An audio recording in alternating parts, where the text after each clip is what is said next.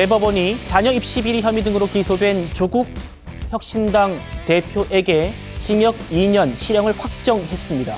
조 전 대표 하고 싶은 말은 접고 겸허히 받아들이겠다라고 말을 했습니다. 입장 들어보시죠. 여러분과 약속했던 염원을 완성하지 못한 채 잠시 떠나게 되었습니다. 법원의 사실 판단과 법리 적용에 하고 싶은 말은 있으나 이번 선고를 겸허히 받아들입니다. 더욱 탄탄하고 맑은 사람이 되어 돌아오겠습니다. 자, 2019년 12월에 기소된 뒤 5년 만이자 2심 선고 이후에 10개월 만에 나온 확정 판결입니다. 딸 조미 씨의 서울대 의전원 입시에 허위 인턴 확인서를 제출했던 의혹을 비롯해서 자녀 입시 비리, 또 청와대 감찰 무마 혐의를 받고 있었죠. 오늘 대법원이 징역 2년 600만 원의 추징 명령을 확정했습니다. 김영주 의원님. 네. 많은 분들이 예상은 했습니다만 어쨌든 1, 2심 판결을 대법원이 뒤집지 않았습니다. 그대로 나왔어요. 어떻게 네. 평가하십니까? 뭐 이미 거의 다 그 조국 대표의 결정에 대해서는 시간만이 남았다라고 하는 부분이고요. 오늘 모든 부분에 대해서 유죄로 그대로 확정이 된 상태였기 때문에 뭐 조국 혁신당이나 조국 대표 스스로도 이것을 그냥 묵묵히 받아들이는 상황일 거라고 봅니다. 다만 본인은 아마 이 탄핵의 전국에서 조금 더 자기의 역량을 돋보이고 싶었는데 아쉬울 것이라고 보고. 선고를 연기해달라고 했지만 네. 대법원이 받아들이지 않았잖아요. 네, 그렇습니다. 그러니까 실제로 법과 질서, 절차를 얘기하면서도 본인은 또 법 위에 있으려고 했던 그런 시도까지 했다는 것이 또 아쉬운 부분도 있고요. 어쨌든 기본적으로는 법원의 시기에는 또박또박 가고 있다. 이번 상황하고 그런 것들이 그대로 드러났다고 보면 될 것 같고, 지금 이제 문제는 다음 이제 13번 비례대표가 바로 그렇죠. 승계가 될 텐데요. 결과적으로 10일 이내에 선관위가 주거든요. 그러면 지금 뭐 국민의힘에서 7명, 8명만 갖고 되는 것이 아니라 조국 대표가 의원직을 상실했기 때문에 한 명이 더 필요하다. 그런 부분까지 영향을 미칠 수 있다고 보여집니다. 조국 대표는 지금 의원직을 곧바로 상실하죠. 네. 오늘 그런데, 대법원 확정 판결로. 예. 그러면 그렇지만 조국 대표의 그 후순위는 승계는 아직 절차가 남아 있다는 거군요. 그렇습니다. 중앙선관위에서 10일 내에 하기 때문에 빨리 한다고 하더라도 토요일까지는 하지 못할 수가 있습니다. 따라서 실제로 뭐 국민의힘에서 8명의 그 의원만 되는 것이 아니라 최소 9명 이상이 되어야만 이 그 탄핵이 가결된다라고 하는 부분이 있는 거고요. 본인은 아마 2년을 형을 받았기 때문에 잠시 다녀오겠다고 얘기했습니다만은 사실은 5년까지 합하면 사실은 7년 정도 이상의 정치적인 활동이 묵기되는, 뭐 실제로는 정치로 돌아오기는 힘드는 상황에 가지 않느냐, 그렇게 생각이 듭니다. 예, 현직 변호사신 송영호 대변인께 여쭤보죠. 그러니까 이거 지금 시청자분들께서 좀 아셔야 될 것 같아요.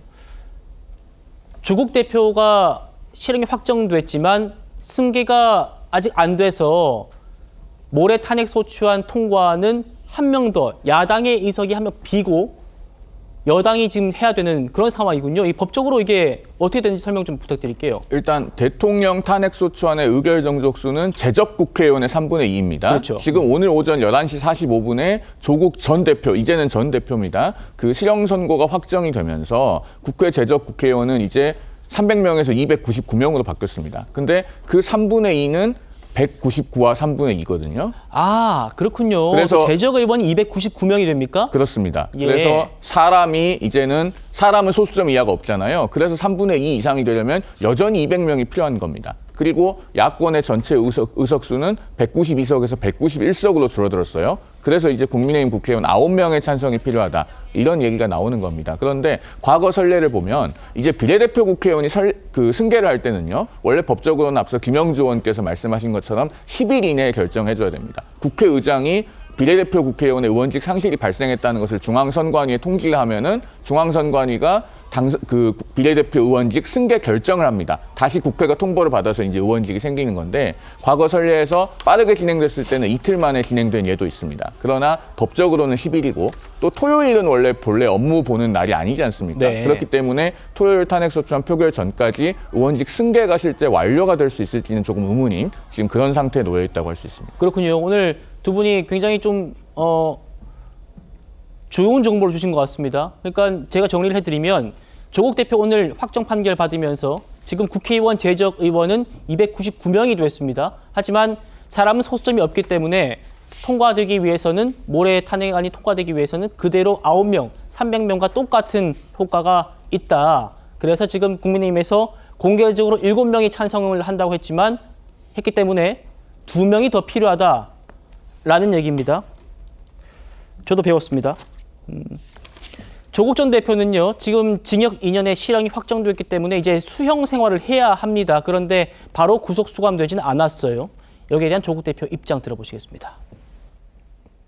김경수, 광노현, 한명숙 이런 경우를 보면 5일에서 7일 이렇게 그 시간을 줬던 것 같은데 제가 통지를 못 받았기 때문에 알지는 못하겠습니다. 그래서 구치소로 갔다가 교도소로 가는 경로가 있고요. 또 바로 구치소를 거치지 않고 교도소로 들어가는 경로가 있는데 그 역시 모두 제가 검찰에서 통지가 오면 서로 협의를 해서 확정된 대로 대변인, 저희 당의 대변인 통해서 일정을 밝혀드릴 거니까 기다려 보시죠. 자, 송 대변인, 이것도 한번 여쭤보죠. 그러니까 대법원 확정 판결, 실형이 선고됐는데도 바로 법정 구속되지 않았습니다. 정치인들 이런 사례 많다고는 합니다만 어떻게 좀 평가하십니까? 일단 구속되지 않은 상태에서 2심에서 실형을 선고를 받았는데 대법원에서 그대로 판결이 확정이 되는 경우에요.